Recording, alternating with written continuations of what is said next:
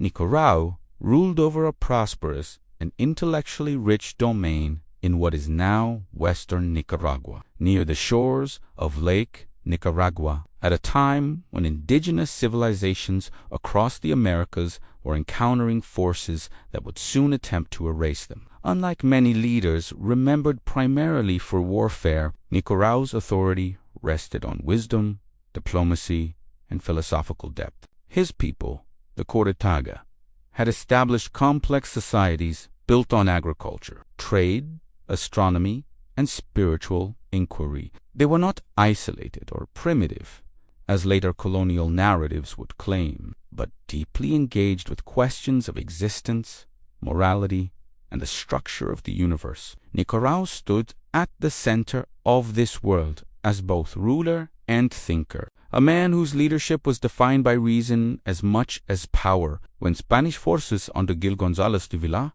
entered Nicarao's territory in the early 16th century, they encountered something they did not expect. Instead of immediate hostility or fearful submission, Nicarao received them with calm confidence. He listened as the Spaniards spoke of their God, their king, and their claim to authority over lands far beyond their own. Rather than react with awe or intimidation, Nicarao responded with questions. He asked where their God resided, whether he was visible, and why a distant king believed he had the right to rule people he had never met. These were not the questions of a naive ruler. They were the challenges of a philosopher probing the logic behind foreign claims of supremacy. Spanish chroniclers were unsettled by Nicarao's intellect. They recorded his inquiries with a mixture of admiration and discomfort, recognizing that he possessed a depth of thought that undermined their assumptions of superiority. Nicarao questioned the Christian concept of heaven and hell,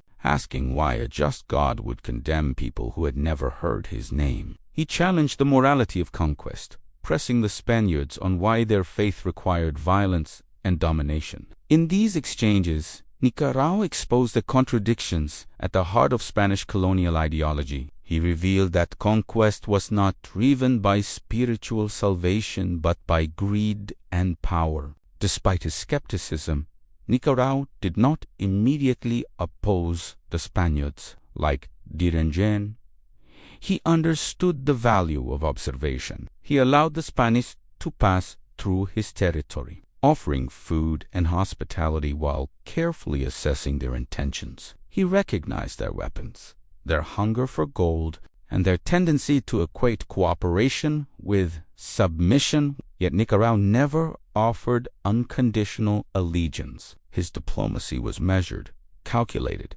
and rooted in the protection of his people rather than appeasement of foreign demands. The Spanish, emboldened by early encounters elsewhere, mistook Nicarao's civility for compliance. They began demanding tribute and labor, pushing beyond the boundaries of diplomacy into coercion. This shift marked the moment Nicarao's patience ended. Unlike Diriangen, who chose sudden military confrontation, Nicarao's resistance unfolded more quietly but no less decisively. He withdrew cooperation, restricted access to resources, and made it clear that Spanish authority would not be recognized within his domain. His refusal was intellectual as much as political. By rejecting the Spaniards' claims of divine and royal authority, Nicarao denied them legitimacy itself. As Spanish pressure increased, conflict became inevitable. While Nicarao is often remembered for his philosophical exchanges,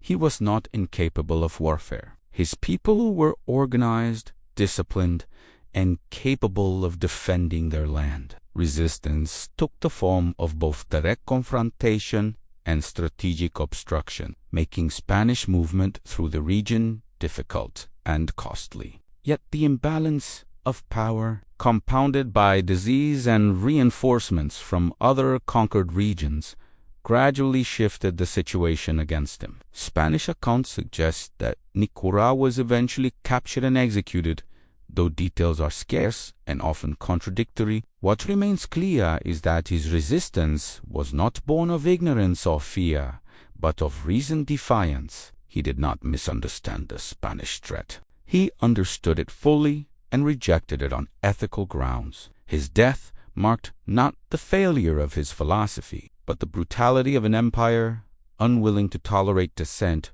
rooted in logic and moral challenge. Nicarao's legacy is unique among indigenous leaders of the Americas. He represents a form of resistance that does not rely solely on arms, but on thought. His questions echo across centuries, challenging the moral foundations of colonization itself. Why should one people claim divine authority over another? Why should belief justify violence? Why should power be inherited rather than earned? These questions remain relevant long after the fall of his kingdom. In Nicaraguan memory, Nicarao stands as a symbol of intellectual sovereignty. His name lives on in place names, cultural identity, and historical scholarship that recognizes the depth of indigenous philosophy prior to European contact. He reminds us that the Americas were not conquered because they lacked knowledge, but because they faced an enemy willing to abandon morality in pursuit of domination. Nicarao's story complicates the narrative of conquest. It reveals that resistance was not always loud or immediate, that some leaders chose to confront empire with reason before resorting to force. His calm defiance, his refusal to accept imposed authority, and his willingness to question the spiritual and political claims of the Spanish place him among the most profound figures of indigenous resistance. He did not merely fight an invading army. He challenged an entire world view. In the end, Nicarao was defeated not because his ideas were weak, but because they threatened the foundation of colonial power. Empires can tolerate rebellion. What they cannot tolerate is being exposed as unjust. Nicarao exposed that injustice with clarity and courage, and for that he paid the ultimate price. His legacy endures as a reminder that resistance can take many forms, and that sometimes the most dangerous weapon against empire is the question it cannot answer. Follow for more history they never taught us in school.